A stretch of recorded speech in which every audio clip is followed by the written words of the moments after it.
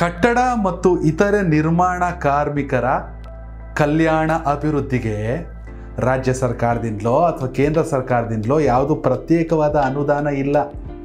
ಇದೇ ಕಾರಣಕ್ಕಾಗಿ ಸಂತೋಷ್ ಲಾಡ್ ಅವರು ಕಾರ್ಮಿಕ ಸಚಿವರಾದ ಮೇಲೆ ಒಂದು ಹೊಸ ಯೋಜನೆಯನ್ನು ತಂದಿದ್ದಾರೆ. ಅಂದರೆ ಕಟ್ಟಡ ನಿರ್ಮಾಣದ ಒಟ್ಟಾರೆ ವೆಚ್ಚದ ಮೇಲೆ 1% ಅಂದರೆ 1% ಸೆಸ್ಸನ್ನು ಸಂಗ್ರಹ ಮಾಡೋದು.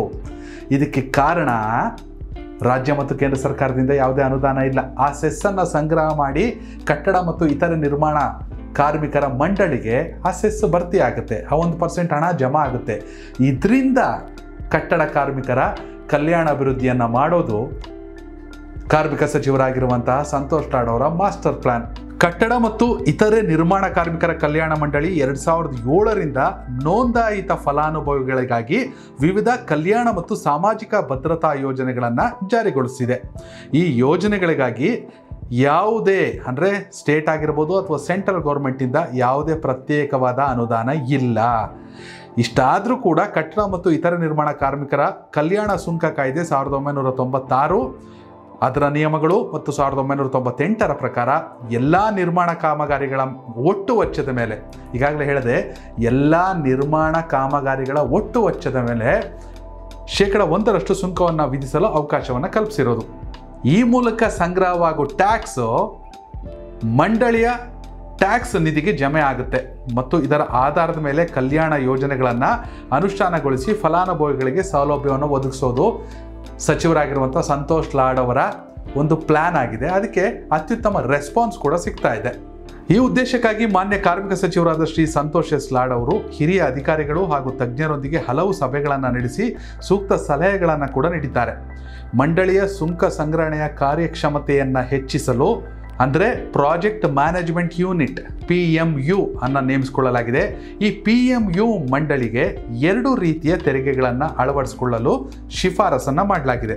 ಒಂದು ಸುಂಕ ಟ್ರ್ಯಾಕಿಂಗ್ ಮತ್ತು ಮಾನಿಟರಿಂಗ್ ಸಿಸ್ಟಮ್, ಅಂದರೆ ಸಿಸ್ಟಮ್ ಇಂಟಿಗ್ರೇಟೆಡ್ ಸಾಫ್ಟ್ವೇರ್ ಇರುತ್ತೆ. ಮುಂದಿನ ದಿನಗಳಲ್ಲಿ ಸುಂಕ ಸಂಗ್ರಹಣೆಯನ್ನು ಹೆಚ್ಚಿಸಲು ಈ ವ್ಯವಸ್ಥೆಯನ್ನು ಅಳವಡಿಸಿಕೊಳ್ಳಲಾಗುತ್ತೆ.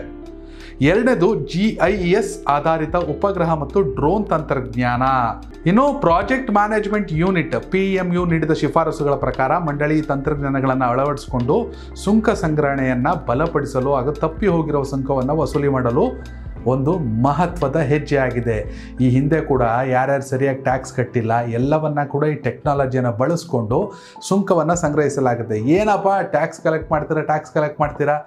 ಎಸ್, ಅದು ಮತ್ತೆ ವಿನಿಯೋಗ ಆಗೋದು ಕಾರ್ಮಿಕರಿಗೆ. ಯಾವೆಲ್ಲ ರೂಪದಲ್ಲಿ? ಕೇವಲ ನೋಂದಾಯಿತ ಕಾರ್ಮಿಕರಷ್ಟೇ ಅಲ್ಲ, ಅವರ ಕುಟುಂಬಕ್ಕೂ ಇದರಿಂದ ಅನುಕೂಲಗಳಿವೆ. ಎಸ್, ಈ ತೆರಿಗೆ ಹಣದಿಂದ ಕಾರ್ಮಿಕರ ಮಕ್ಕಳ ಶಿಕ್ಷಣ, ಸ್ಕಾಲರ್ಶಿಪ್, ಉನ್ನತ ಶಿಕ್ಷಣಕ್ಕೆ ನೆರವು, ಹೀಗೆ ವಿದ್ಯಾಭ್ಯಾಸ ಸಂಬಂಧಿತ ನೆರವು, ಆರೋಗ್ಯ ಮತ್ತು ವಿಮೆ ವಿಚಾರಕ್ಕೆ ಈ ಹಣವನ್ನು ಬಳಸಿಕೊಡಲಾಗುತ್ತೆ. ಕಾರ್ಮಿಕರಿಗೆ ಮನೆ ನಿರ್ಮಾಣ ಆಗಿರ್ಬೋದು, ತಾತ್ಕಾಲಿಕ ವಸತಿ ಶಿಬಿರ, ಶೌಚಾಲಯ ವ್ಯವಸ್ಥೆ, ಹೀಗೆ ಸಾಕಷ್ಟು ಸೌಲಭ್ಯಗಳು. ಅಲ್ಲದೆ ಮೃತರ ಕುಟುಂಬಕ್ಕೆ ಪರಿಹಾರ ನಿಧಿ ಅಥವಾ ಇಂಜುರಿ ಆದವರಿಗೆ ಕೂಡ ಇದರಿಂದ ನೆರವನ್ನು ನೀಡಲಾಗುತ್ತೆ. ಕೌಶಲ್ಯ ಅಭಿವೃದ್ಧಿ ಕಾರ್ಯಾಗಾರಗಳನ್ನು ಕೂಡ ಇದರಿಂದ ನೇಮಿಸಲಾಗುತ್ತೆ.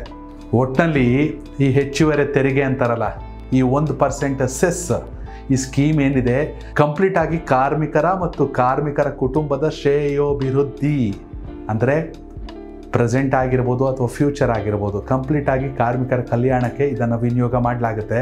ಸಂತೋಷ್ ಲಾಡ್ ಅವರ ಈ ಮಹತ್ವದ ಯೋಜನೆ ಬಗ್ಗೆ ನಿಮ್ಮ ಅಭಿಪ್ರಾಯನ ಕಾಮೆಂಟ್ ಮಾಡಿ. ಕನೆಕ್ಟ್ ಕರ್ನಾಟಕ, ಇದು ನಿಮ್ಮ ನೆಟ್ವರ್ಕ್.